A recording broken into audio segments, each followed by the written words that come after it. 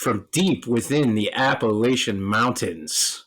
As always, this is Andrew and John, and we are your hosts of Sasquatchers. Yeah, I dug that. I dug that. So that was me playing with our intro because I was told very casually that every episode that I've done so far has began with "Hey everybody." So I was trying to make a signature, but I could always do better, I guess. So who's in the Appalachian Mountains? I am in the Appalachian Mountains. I'm not. I am deep in the Appalachian Mountains. Well, they kind of touch Ohio. We'll pretend nobody knows that you're not. We just told everybody. Nobody cares. I'm from the Appalachian Mountains. Fair. So this week's episode changed last minute. We had a guest, and due to some technical issues, we no longer have a guest, and we have rescheduled him. And I'm still excited to have that opportunity to have a conversation with him, but that's going to have to wait for a little while. And in the meantime, I thought, we can't obviously miss any episodes. We're running too strong. The podcast is going too well to miss, so we just kind of jumped on, and every once in a while we're going to have to spitball an episode. So I thought it would be a good idea to, just kind of casually talk about what we have next week, as well as get into this new Bigfoot footage from Colorado. And, if anything else happens to need discussed, we will. This might end up being a shorter episode, but that doesn't necessarily mean that that's a bad thing. I think talking about what we have on the cusp is actually an important topic. So I'm not too upset that we get to do that. I have been grassroots hustling this show. I am on a daily basis working nonstop to grow. And I'm not even being facetious when I say from week 1 to now, where we're at, technically it's week 4, but episode 5, we've grown, I think, over 200% as far as our reach, our landscape, from a social media standpoint, from downloads weekly standpoint, like everything about this show. And I'm not going to take 100% of the credit for that, but week to week we're growing exponentially, and that's not going to stop. But I'm also going to take a second here and appreciate it and say that I'm seeing dividends now of it paying off, and it's just going to keep getting bigger and bigger and bigger. And all we had to do was work for it, which is a crazy thought. I think too many people just kind of expect things or don't expect them, so to speak. In 2023, podcasting is like the 80s, I'm going to be in a band kind of mentality. They're a dime a dozen, and very few of us actually stand out. And when you do finally have one, your bandmates let you down. And so far, I can say that my bandmate here in Ohio has done anything but let me down. And we're rocking it, and we're putting out a product that people are happy with. And can we just take a minute to appreciate how great last episode was, for real? Like, that was a really good episode, and that conversation wouldn't have happened if we weren't, grassrooting this thing. And so I'm happy with that. I learned a lot. I look forward to talking to those awesome people again, and I think that's going to happen sooner than later. Well, I will say this: you have been the Eddie Van Halen of the Paranormal Podcast Group. You have not only aimed for the stars, but quite possibly shot past them. I'll take that compliment. I'm terrible at taking compliments, but I'll take that compliment. I'll do a little eruption for you right now. Nice. Yeah, and hopefully you're not my David Lee Roth, and we can, you know, aim for those stars and stay with those stars together. But speaking of stars, we have nothing but a star-studded cast of guests about to make their way onto Sasquatchers, the little podcast that that has the silly name that a couple of weeks ago was nothing at all even close to what it's become in such a short period of time. And I said from the beginning, anybody who's listened from the start, this podcast was created because I was trying to make an Art Bell documentary because I am a fan of Art Bell, the broadcaster, the man, the guy who invented this genre. So it's actually really cool for me to say that our next guest is an author who has been featured on Art Bell's show 3 different times and has been gracious enough to have a conversation with us next week. And that is Preston Dennett. Now, if anybody's not familiar with Preston, he has published 30 nonfiction books. He's had over 100 articles about the UFO and paranormal phenomenon. He's an expert in UFOs. He works for MUFON, which is something that I think, for me, qualifies as an unbiased expert opinion. Anybody who might not be familiar with MUFON, they are the organization that you reach out to, and they scientifically investigate what might be happening in the sky during a UFO. Their goal is to find the real logical explanation and to, I don't want to say discredit this is an alien spacecraft, but it's the last denominator that they look for.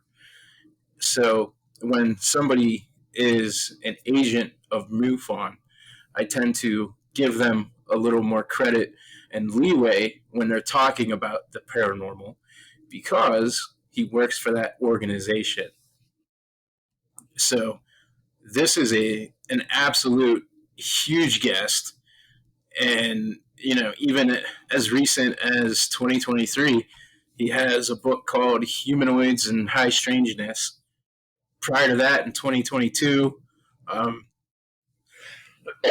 excuse me, Not From Here, Volume 4, 2022, Symmetry, a true UFO adventure. So the guy, I mean, maybe he might think I'm being too flattering when we talk to him, but this guy to me is the Stephen King of nonfiction UFO. It just never stops working. In addition to that, I believe the last conversation he had with Art Bell, he covered out-of-body experiences and basically how that can lead into celestial travel and stuff. So, sorry, I have a cold and my throat's still not 100% from my surgery. I'm basically gonna just attack this dude with a potluck of questions. It might be all over the place as far as everything that I'm going to try to learn and talk about, but this is a big deal, dude. When I first started this podcast and had the idea, the thing that's going to separate us is to have guests. There's a million paranormal podcasts, and the ones that aren't overproduced with silly background noise and somebody reading from their cell phone. Exactly. Have just people just kind of rambling and talking and whatever works. I listen to pretty much all of them. But the thing that separates the men from the boys is the content that you're putting out. So the fact that I'm able to secure a guest of this level really, I think, validates everything that I've said from the very start and all of the stuff that we're going to do in the future. And on the same day, we have an equally huge guest. Can you please tell us about the other guest while I try to fix this awful problem I have with my esophagus? Sure. So our other guest that we're talking about is Father Vincent Lambert. He is the author of the book Exorcism: The Battle Against Satan and His Demons. So Father Vincent Lambert is a graduate of St. Meinrad College at the University of St. Mary and Lake Mundelein Seminary. Father Lambert was ordained as a priest in the Archdiocese of Indianapolis in 1991. He currently serves as a pastor of St. Michael and St. Peter parishes in Brookville, Indiana. In 2005, he was appointed the exorcist of the Archdiocese of Indianapolis. So you might say, oh, okay, he's the Archdiocese of the Roman Catholic Church in Indianapolis. Fair. But I want to point out something. So I have read his book. As I mentioned, it's called Exorcism: The Battle Against Satan and His Demons. That there are about 20 appointed exorcists within the Roman Catholic Church in the United States. Now, think about how big the Roman Catholic Church is in the United States or in the entire world. So there are 20 appointed exorcists. Most of them are completely anonymous. They do not make themselves known for various reasons. Maybe they're just being humble or because people take advantage of things like that. But Father Lambert makes himself publicly known, and he has for quite some time. He wrote a book during COVID about this. It's a great book. You should pick it up if you have the time to read it.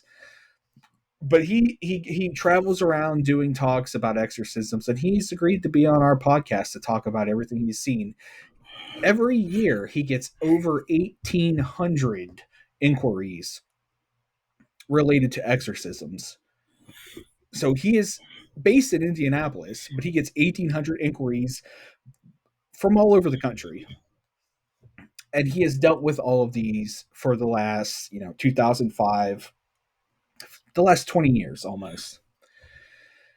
So, Father Vincent Lambert, we're glad to have you on, and we're looking forward to it. And I think it's going to be a good one. I think he has a lot of things to talk about, a lot of stories to tell, and it's going to be one of those coming home episodes where maybe we might be a little bit humbled by what he has to say because he's a priest. He's going to have his word, and he's going to tell us about all the interactions he's had, and even to tie into that a little bit, we had talked about certain things and some other episodes about mimics and possessions and things like that. And I think these all are going to tie back into Father Lambert's discussion. So really looking forward to having him on. It's going to be a very good discussion. And, thanks to him for coming on, and thanks to everybody that comes and listens to the podcast. And as I mentioned, Andrew has been going around the world trying to get us on different episodes and getting different guests and everything. So, well, the amount of people that I have right now trying to book with us is insane. It's humbling to think that so many people are willing to come and talk to us, but then, like, to counter that, there's all these other podcasts. Why is that not happening? So what are we doing that so many others aren't doing? Getting guests.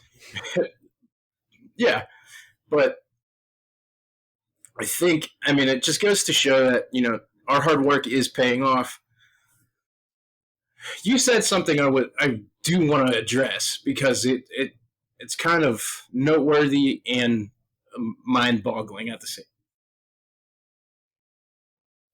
So you said there are 20 appointed exorcisms or exorcists in the United States, from and they're all appointed from Rome.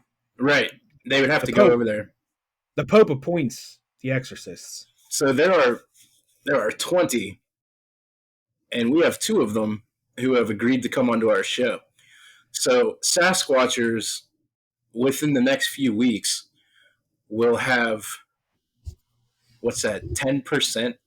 10%, you know, ten in the United percent States. of America's exorcists will have been featured on our show, dude. Like that is actually like a crazy statistic that we could play with. Like we have 10%, and how long until we have 50%? Because I think that something like that could happen. It could. Well, the thing with the Roman Catholic exorcists is, as I mentioned, they are secretive. And well, maybe secretive is not the right word. They are not public because people take advantage of that, obviously. With all the movies and stuff in the media and that, people are like, oh, let's get the media has made this big ordeal about like Roman Catholic exorcisms. Even recently, like the Pope's Exorcist, the movie that came out, was this big thing about like, oh, the Roman Catholics are practicing this like rite that is this mystical, magical thing that's happening. But that's not the case because most of them don't even go public. There are very few. And as far as I'm aware, there's only a couple in the United States. Out of the 20, we've talked to two that will come on. And that's the two that I know of. There's one more that I've not talked to. But out of all 20, there's three that I'm aware of that are publicly operating in the United States. And Father Lambert actually has a ministry that's focused on exorcisms. So, this isn't like just people out doing these random exorcisms having fun like it's a party or anything. This is a very guarded thing. And for these exorcisms to happen, and I take this directly from his book, it has to go to the bishop for review. And the bishop reviews, there's a board that reviews these before it gets passed to the exorcist. So it doesn't just go through the email to an exorcist. And the exorcist is like, oh, this is a possession. I have to go there. There's a whole deliberation that happens before the exorcist would even think of engaging in what could be an exorcism. So this isn't just like my son was throwing up yesterday morning. I need an exorcist. And they call Father Lambert or whoever, and then the exorcist shows up and throws holy water on everybody. It doesn't happen like that. So it's pretty guarded now, and I think for good reasons, because since the 70s it's become a popularity, obviously since um, the Exorcist, the I mean, movie. we have a sequel to that movie in theaters We literally right now. We did. So So funny planning, but we didn't plan it to be like that. And Father Lambert had nothing to do with that movie, although he may know people that did, but we can talk about that later.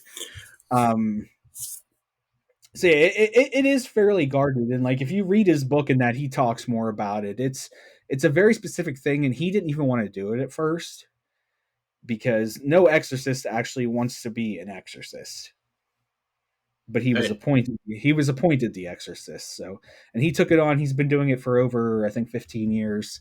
God bless him, and can't wait to talk to him. yeah, and it's exciting because you know what we're doing here. I mean, the show is called Sasquatchers. We post comical memes and stuff for fun on a daily basis, but I mean, the bulk and the heart of what reaches people about the paranormal is the unknowns of it all and the things that are scary.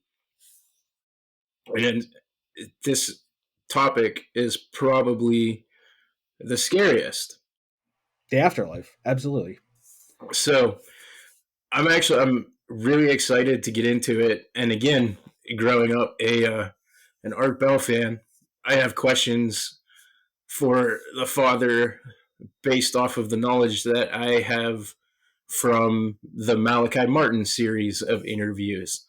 And, I was just, again, like I said, everything that we do, it kind of all ties into a greater theme. And that is the thing that will do that. But, in order to sit here and have this kind of conversation, like, we have to be ready to be kind of frightened. There's there's a large gap between riffing about the Loch Ness monster for fun, which we've done, and sitting here speaking to this father who performs these exorcisms. And again, I'm just gonna keep kind of putting us on that pedestal. Like, I don't know many people that can make that adjustment, especially so quickly, as well as that as us. And I'm willing to sit here and ask questions that are gonna scare the crap out of me and accept the answers that I'm given. And we're not having him on so that we could joke about Penn and Teller.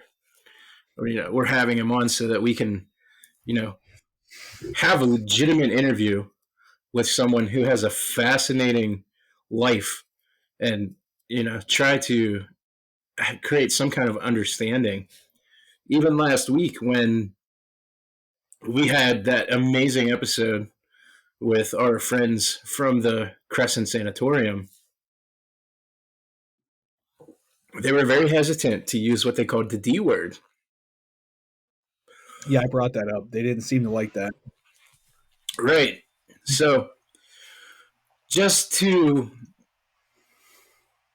even just get a just almost I guess a difference of opinion, or you know I I And don't know if that's the best way to say it. I thought about I thought about asking that question to him too, because I posed that question to them last week about, well, okay, well, you have these interactions and that. Well, how do you know these aren't just all demons masquerading? Well, they didn't like the word demon, and that's fair. Okay.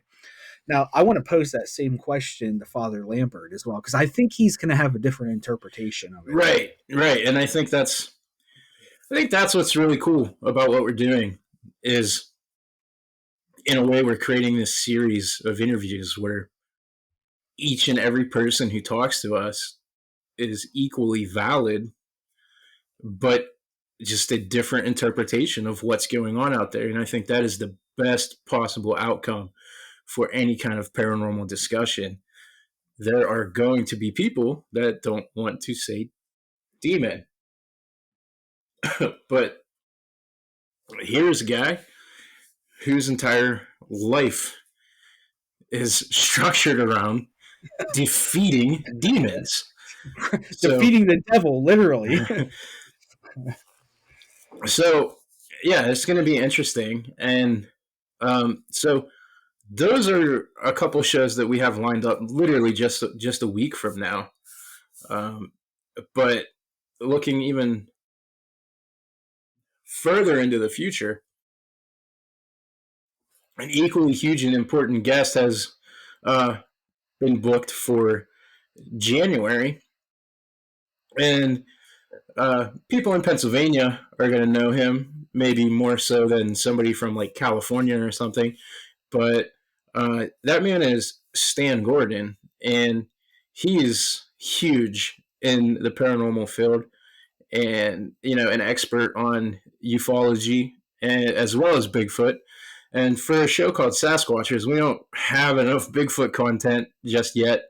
So I keep trying to get that on there because Sasquatch is like kind of the unofficial mascot of what we do, despite the fact that the paranormal is a much broader thing than just Bigfoot and cryptid creatures. This guy brings so many years of experience and a wealth of knowledge and respect to the community.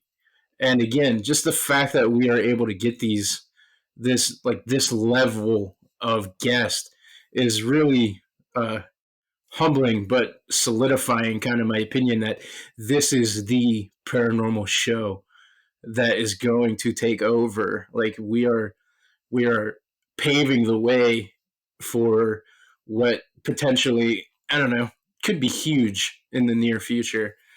And these levels of guests, like, they're not going to change.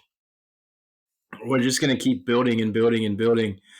And I wish I could tell you who all I've been in communication with, because until something is booked and confirmed, I can't, in good conscience, kind of talk about it, because I don't want to end up advertising something that falls through. But just know that I am dedicating my entire being to booking quality guests for this show, and that doesn't stop after a week from now. Once we go through the ones that we've discussed, we have an insane amount of name value coming onto this show. But I want to emphasize, you do not need to have a book or a show or a movie to sell to come on to this program, because each and every human who has had experiences with the paranormal and want to talk about it should be given the platform to do it in an environment that is, man, I don't want to say it, but safe to do so. I think too often, you know, that's kind of like, people are inundated with, well, safe space, safe space, safe space, whatever. But each and every single person who has a story to tell, we're going to listen to it respectfully. And I do want to emphasize, like, you don't have to have a show on Discovery to come onto this program. I will listen to each and every word with bated breath, because that's the purpose of this show. That's like, we're here to grow the community and to hear your stories. And that's important to me. And if we can be entertaining while we do it, that's the ultimate goal. If we can produce a show that people want to listen to that includes your stories, that's the goal. But ultimately, we're here for you. And so don't be afraid while we're booking to, reach out. If you have a story to tell, please come tell it. I have a day that I could talk to you. Like, we can make it work. I'm producing a show. Literally any bit of content that we can put together. That's perfect for me. You know, regular Joes. That's who's listening. This is the paranormal show by fans for fans, essentially. This is Sasquatchers. We're Sasquatching for you. Come on the show. Sasquatch with us. Yes. But we also have lined up now. This is a couple weeks out, but we have Father John Zada as well, another Roman Catholic exorcist from the Diocese of Harrisburg, Pennsylvania, that has some stories that he wants to tell us as well. So we have quite a few different shows lined up here, some content lined up.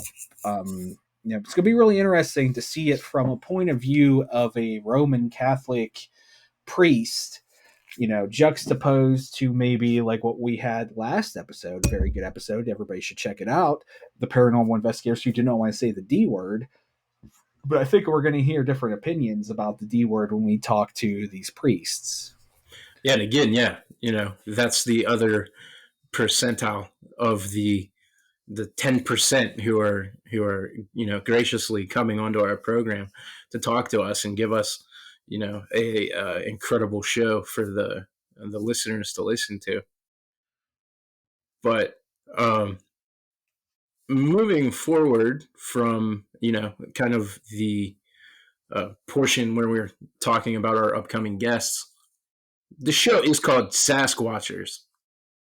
We haven't had a lot of Sasquatch content, and we've kind of been blessed with Bigfoot trending over the last couple of days due to this video in Colorado.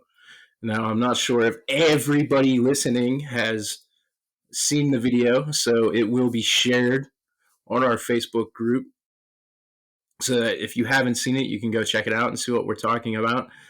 But we now have some Bigfoot content to discuss, and I wanted to talk about it, to kind of bookend what this episode was going to be, because there's a lot of people talking about it, and I'm kind of the opinion that this is not what people want it to be.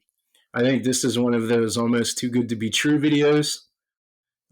So if you're not familiar with it, there are people on a train and they're recording, and you see this upright humanoid, possible Bigfoot, possible human in a ghillie suit, walking kind of down the mountainside, and then almost crouching and positioning himself in that crouch prone pose, and then the video kind of stops. Um, so that, like, it's cool and it's big news, and it's nice to have, you know, a worldwide trending Bigfoot video. But in my opinion, the suit, it just doesn't look authentic. And like I said, to me, it almost kind of looks like a ghillie suit. I thought for a second while we were talking about it earlier if it may be some kind of hunter. But you made a good point about, you know, like, what are the laws in Colorado for hunting, and can you be that close to a train track?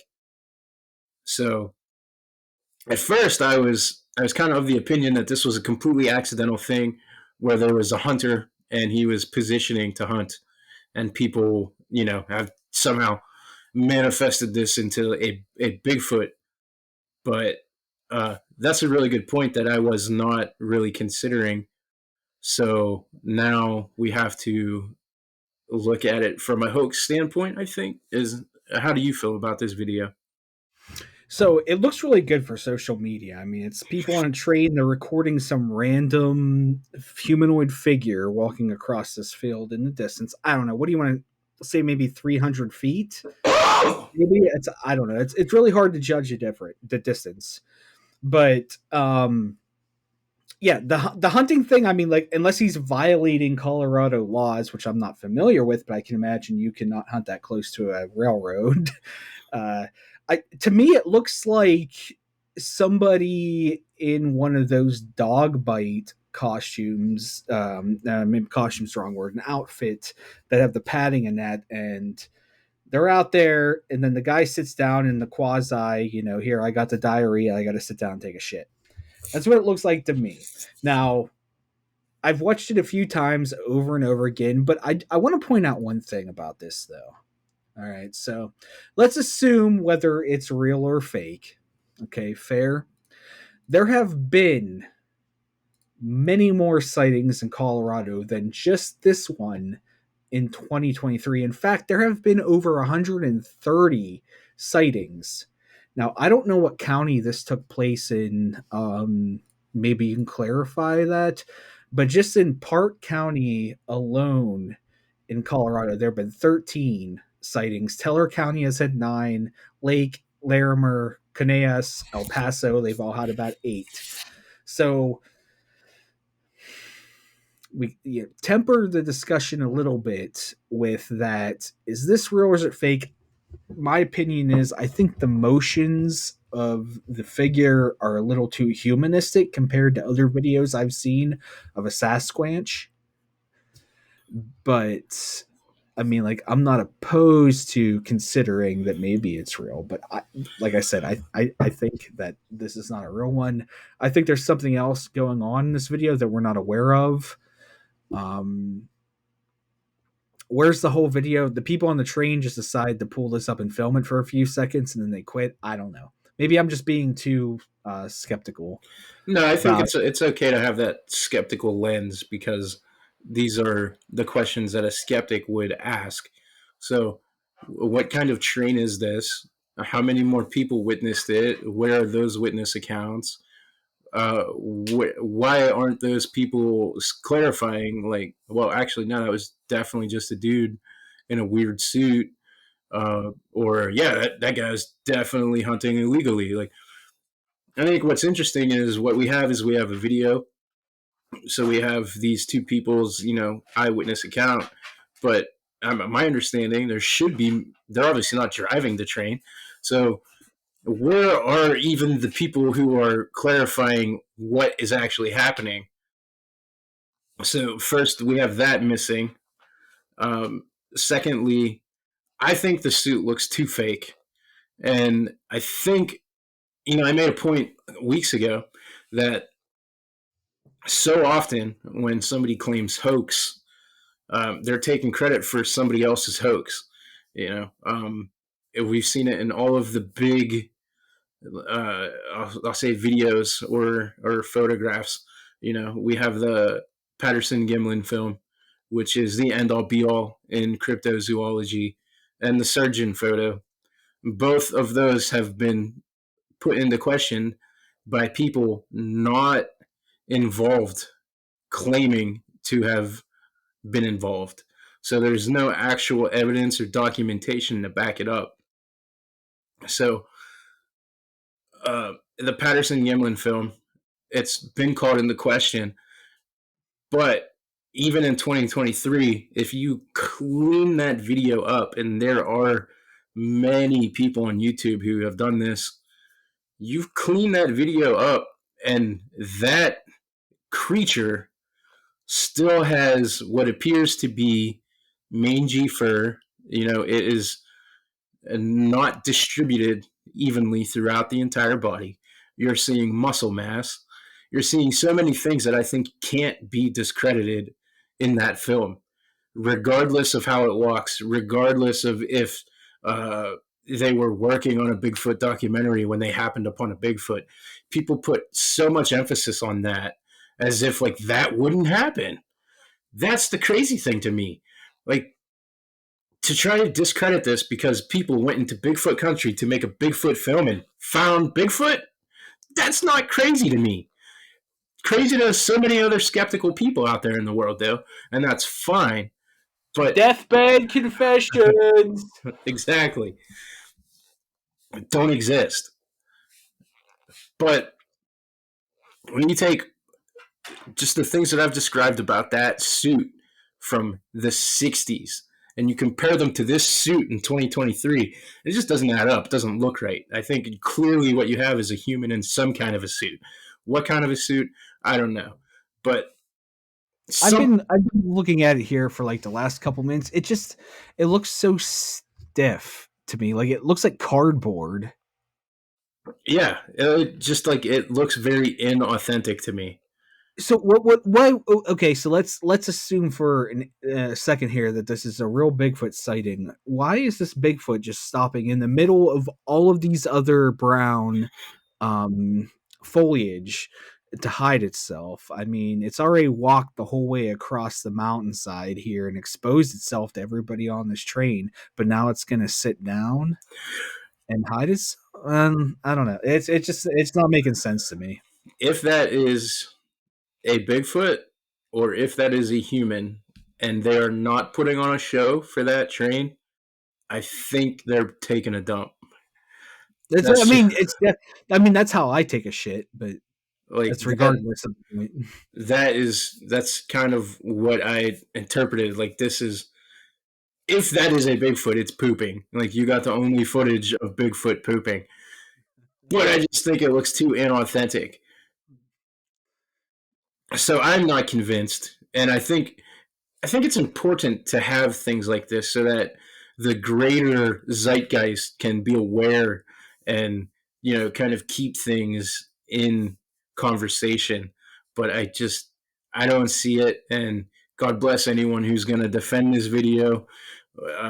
But what's important is in 2023 with what should be and no less than an iPhone 14, that's the video quality that you're going to get. And we could go back and we can look at a film made in the 60s, and it should just be validation to our end all be all Patterson Gimlin film. That's what a 2023 video in Colorado looks like. So can we start giving some true credit where it's deserved to the video that started it all? That's a point I'm always going to make. I mean, well, do we want to say that it started all because there have been legends of Bigfoot prior to that was the first like video footage, I mean video photographic footage footage that we and had. like Sure, sure, sure, sure. that's been put under a lens literally since it came out A hundred and thousand times. yet to be discredited. Deathbed Confession. But the Deathbed Confession actually never happened. That's a myth. That's the thing. Patterson Gimlin never said anything about it being fake. One of them went to his grave not taking any credit of a hoax, and the other dude's still alive. So, I mean, maybe we'll see one day, but until that happens, to me, I've not seen any evidence to suggest that that video is not authentic. And to me, it's the strongest piece of evidence to this day supporting that there is a Sasquatch or a Bigfoot. And no amount of people trying to discredit it is going to change my mind because in 2023, we can't even have a convincing hoax. Nothing has ever looked as good. So, yeah, it is what it is. And I'm glad that we got to discuss Bigfoot finally, but I just don't see it. But I think for people who are enthusiastic about it, like, don't be discouraged because somebody in Colorado, who, by the way, there's, like you said, 130 sightings. You know what I would do if I was going to hoax? I would wait until there were 130 sightings so it would kind of back up my claim that what I'm doing out in the on the hillside next to this train is legitimate. So that video also doesn't discredit 130 claims in 10 months of sightings either. And what we should do is look more into those sightings and take a look at that evidence because that's what's going to encourage the guy in the suit on the hillside 2 days ago, 3 days ago, to do what they're doing. But let's not allow ourselves to, ignore the important evidence because the evidence that we have is bad. I see it like this. So even if all of this is made up, if the whole Bigfoot thing is a giant conspiracy BS thing made up, is it not entertaining? Do you not want this to continue? People watch all kinds of stupid shit on TV, but they have no problem calling out Bigfoot's fake. Bigfoot's not real. None of this stuff's real. Mothman is fake. This is all crap. But you sit there and you watch your television shows, which are all choreographed and scripted and made up. But oh, Bigfoot can't be real. And then almost to like look down on it, it's such like a silly thing. Now, at the same time, as somebody that wants to believe, I want to believe. I I guess I almost want to wait until we have a Bigfoot expert weigh in on this kind of stuff. But I think what happens is we have the interdimensional Bigfoot now. And to me, as somebody who will defend the Patterson Gimlin film till I'm blue in the face, or, I will fist fight somebody over if needed. If you're going to lock me in a cage with somebody, I will. Deathbed confession. I will fist fight in a cage in defense. I cannot get into the Bigfoot is an interdimensional traveler thing at all. And there are some people that feel the same way about that theory that as I do about the original film. So, it's one thing, I guess, to sit here and scoff at it until I have someone who can give me a proper debate. I just don't even really look into it. To me, I think that is such a cop out. And we shouldn't, as investigators or enthusiasts, allow ourselves to cop out. I don't want a lack of evidence to then create this theory that they're walking through wormholes, and that's why we don't have any Bigfoot remains right now. I just can't do it. I I will take this footage from Colorado as being factual before I can even consider allowing myself to believe that Bigfoot walks through wormholes to come here for some reason. 70% of the ocean is unexplored. We have no idea. We have how many millions of miles of forest line on this planet that nobody's ever even been in. Look at all the forests that we have in Canada, in Europe, in Asia. People have never even been there. There are countless acres, thousands of acres of land that people have never even stepped foot on. But Bigfoot can't be real. Deep sea monsters can't be real. None of this is real. Don't believe it. You're not allowed. Yeah. And I guess the one thing that we can then, you know, produce an argument for is that thing that everybody said wasn't real until about 15 years ago. That was the giant squid. You remember Yep. the giant squid that wasn't real, that people made up and sailors only talked about because it, the mermaids and all that other stuff is just, myth. Right then and there, bam, and once we discovered it, it's been there. It wasn't a one time thing. It took some time to find it, but once we did, now we have video of it swimming around, living. People are interacting with them. The giant squid, in our lifetime was like a cryptid. Mm-hmm. The coelacanth is another one. That's it's a legitimate living fossil.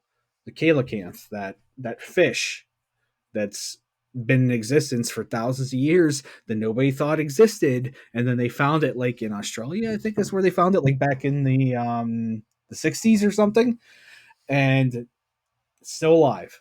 So, I mean, you can hate all you want, you can fight all you want, but eventually these things all come back to light and the light gets shine on them. And that's the perfect disinfectant, right? Like Yeah, light. yeah. Hey, man, the mountain gorilla was undiscovered until the 40s, Yeah. and that's a pretty similar creature to what we're dealing with the Bigfoot too. So, um, absolutely, you know, from a scientific standpoint, I'm And then you might have Welsh people running around in the Appalachians. well. But that's for a different episode. We will get into that, and they may or may not be related to me. I live in the Appalachians, and I certainly can provide DNA evidence that I am Welsh and of Welsh descent. So that'll be fun to get into. But all of that and more coming up in the next couple of weeks from Sasquatchers. To recap, for any of those who have listened for the full 47, going on 48 minutes of this discussion, we have huge guests, absolutely astronomical guests, shows that you cannot miss. And we are providing that for you. So please, like, subscribe, share, hit the socials, all of the things that we're supposed to say as a show, do all of those things. Keep your eyes on the product because we are giving you something literally just a week from now that nobody else is giving you. So, stick with us because this is gonna blow up. We're almost made a tasteless Hiroshima bomb joke. Um, Not we.